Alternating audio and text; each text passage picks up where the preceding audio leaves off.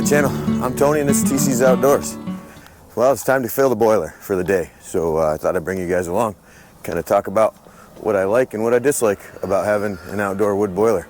So it's a little later than I normally would come out here. Normally it's I work at 5 in the morning, so I'm out here between 3:30, quarter to 4, something like that, so that I can take care of the boiler. My wife doesn't have to deal with that while she's trying to get the kids ready for school in the morning, so it just makes her day easier. So every day I come out here, which is definitely one of the cons, in my opinion, of having an outdoor wood boiler, is you got to budget your time. You got to schedule that kind of stuff in. So it's actually running right now, which is kind of perfect timing. But see right there, that's the water temp, 176, and the fire reaction chamber is 937. So everything's running like it should. Must be just kicked on. So that's definitely one of the cons, as far as my opinion goes, is you got to come out here twice a day, rain or shine. It could be pouring, like it has been pouring rain around here. We've had a lot of rain. The last 3 days, it's been unbelievable as far as the rainfall. It's out of control. And 2 days ago, I came out here in the morning and it was absolutely pouring, and there's nothing you can do about it. You just got to do it. So, you know, that's a drawback definitely for the outdoor wood boiler, is you got to come out here every single day. But the cons definitely don't outweigh the pros, don't get me wrong. I love having this thing. So let's take a peek inside, see where we're at. So that is just about perfect. That is what I'd like to see, other than that it's running right now, because the fire is going to be kind of intense trying to load it. But so when I come out here, I try to put enough wood in there so that this is what I see in the morning. I can get 12, 18 hours if I load it right up, depending on temperatures and all that. So I'm getting a little better at being able to tell how much wood I should load in the morning, so that this is what I see, because you got to be able to stir it up at least every 24 hours. So I like to be able to get in the corners, and I'll show you with the poker. So down in there, right here, the ash gets packed in there pretty tight, and if you don't get it cleaned out,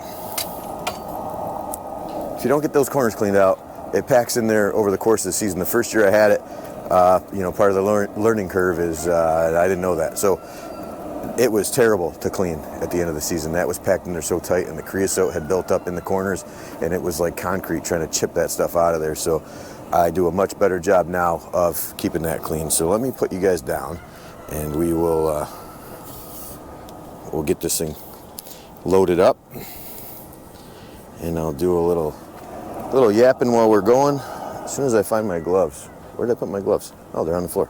All right, be right back. All right, so I'm back. I got my gloves.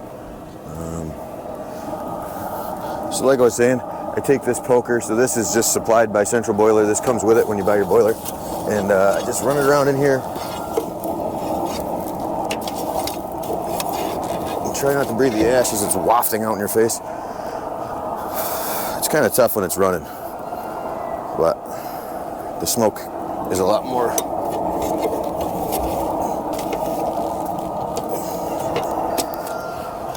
So that's it for that. I just make sure that I get it good stirred around, loosen up the coal bed. I clean along the secondary air charge tube down, so that it allows for good airflow down into the reaction chamber. I'll take this scraper here. This is supplied too. Run it around the door seals. We've had crazy warm weather here, and the creosote is bad when the thing just smolders all day long. So like this stuff here, this just chips right off. Just try to keep it all cleaned up.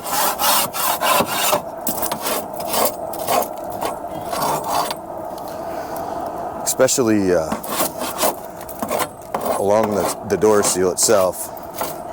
Just make sure that you get the door closed. That way you don't have any air leaks, because if the air leaks, then it sits and it gets more air than it's supposed to, and you'll have more creosote and you'll be wasting wood. So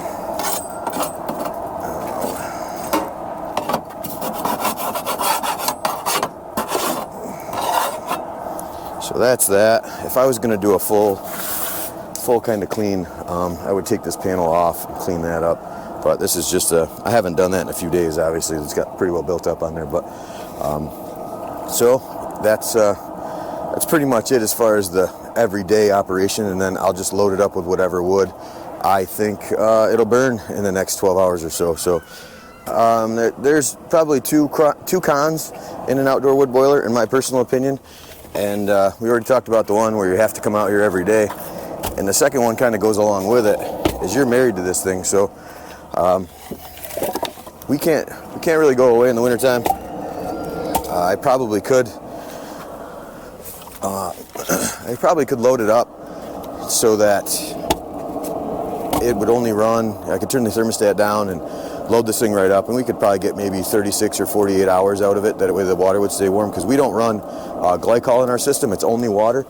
So I've talked about that before too, where central boiler's kind of finicky about what you can and can't put in as far as antifreeze goes. So I just chose to go with water. That way I could maintain the warranty, because that's kind of the reason I bought the central boiler, is the length of warranty. So that's about it. I'll give you a quick look so we don't get smoked out here, but that's about all the wood it's going to take for the next, it's about 9:30 in the morning now, so sometime 9:30, 10 o'clock tonight, I'll come back out and load it back up for the night. But so yeah, you're kind of married to this thing, so you can't go away.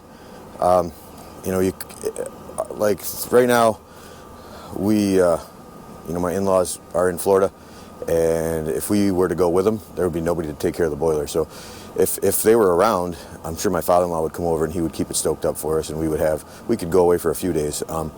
But that is definitely a drawback of the outdoor boilers, that you're definitely married to the process. And so from October to May, we burn the boiler. So there's pretty much no going away in that time frame for an extended period. We could probably get a weekend away, like I said. But so those are the two major drawbacks, in my opinion, of the outdoor wood boiler.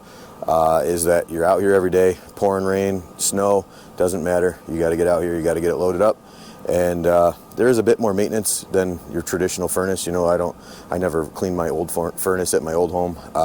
I come out every month and a half or month or so, depending on how much wood we burned, and I've got to clean out the ash in the reaction chamber, and I've got to clean out the back, and there's a video out there of that, and I'll throw a link up for that too, so right up here if you wanted to check that out. But that is pretty much the gist of the cons, and I feel like the pros far outweigh. So the number one pro for me is we can run the furnace the heat in the house as warm as we'd like. So we keep the house at 72, but if you like your house at 85, you could keep it at 85. It's hard with the slab on grade radiant heat. It's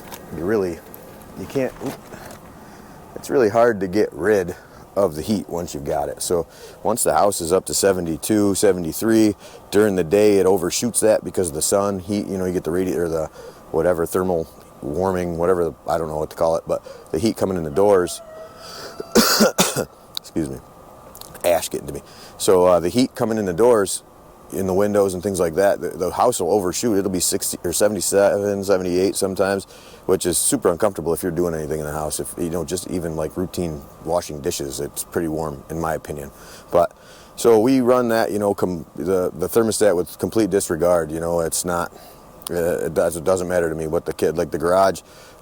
My daughter, she was in cheer and dance, and she has her mat set up in the garage, and she cranks the heat up out there to 70, and there's a ton of heat loss out there because the overhead door just doesn't seal. They just don't close tight. But it doesn't bother me, because once everything's up to temperature, the boiler's going to run as much as it's going to run, and that's all there is to that. So that'd be one pro for sure. Second would be you're kind of energy independent, so to speak. I mean, I cut my own wood on my property and my father-in-law's property, so I'm not purchasing the wood. The electric that this thing uses is super minimal.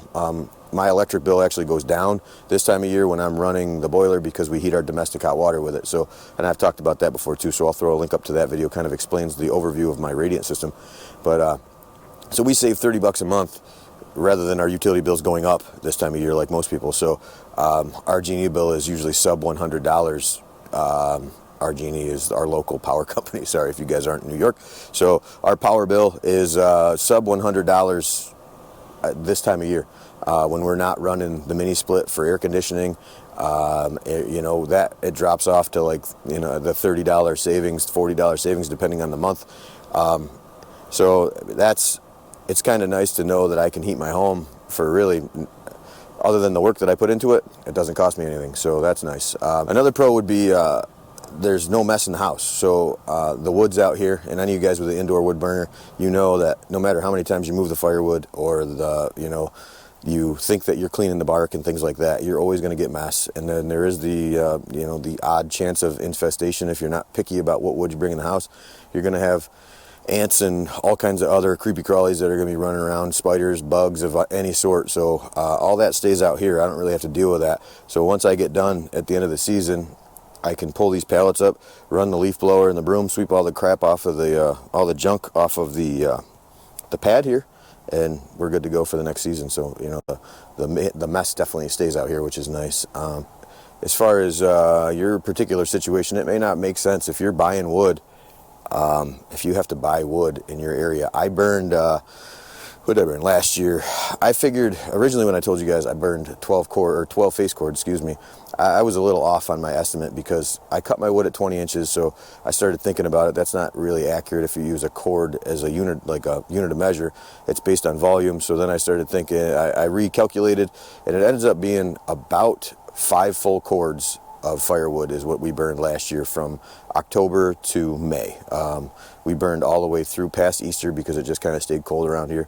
And so if you're buying firewood, depending on what firewood goes in your area, a face cord in my area is anywhere between $80 to $120. So if you've got to buy 15 of those, that's putting you at what, $2,000 almost, and that may not make a lot of sense as far as whatever other way you can heat your home. So for me, it was a brand new home build, so it just made sense. I knew I wanted slab on grade, and we have an abundance of wood, and my father-in-law kind of talked me into this direction, and glad I went that way for sure. So, but if you could buy log loads, if you've got the capability to process your own wood, and now you're getting 12 cord for whatever, 12, 18 cord, whatever a triaxle load is of firewood, and you're processing it down, and you get that for between $800 and $1,200 around here. That makes a little more sense, definitely. Then it would pay for itself over time. And then obviously in our situation where we're not buying the firewood, it works out for us. So yeah, I think the last benefit really is I can burn up any of the offcuts and things like that, any of the cookies and the crotchy pieces and stuff like that come out of my firewood business. So it's kind of a nice way to, I don't have to, well, maybe eventually I'll have more than I can burn, but as of right now, I don't have that problem. So it's nice to have a way to kind of consume that stuff, and it helps heat my home while I'm turning a little profit on the back end of it. So that's kind of nice. So but that's going to wrap up today's video, guys. So if you're into this kind of stuff, hopefully this helps. If you're looking for an outdoor wood boiler, or if you're considering one, these are some of the things to think about. Definitely when you're getting into it is that you're not going away in the wintertime, and you are absolutely going to have to come out here twice a day and load this thing at the minimum. I know that guys do get 24 hours, but I don't like doing a 24-hour burn just because I like to be able to keep the ash stirred around and keep the coal bed going. You don't come out here and then it's burned down to nothing and you got to start back over, and that doesn't work out too well. So, but either way, so I appreciate you guys spending some time with me today. If you're in this kind of stuff, please hit the like and subscribe, share it with your friends, and take it easy, guys. We'll see you.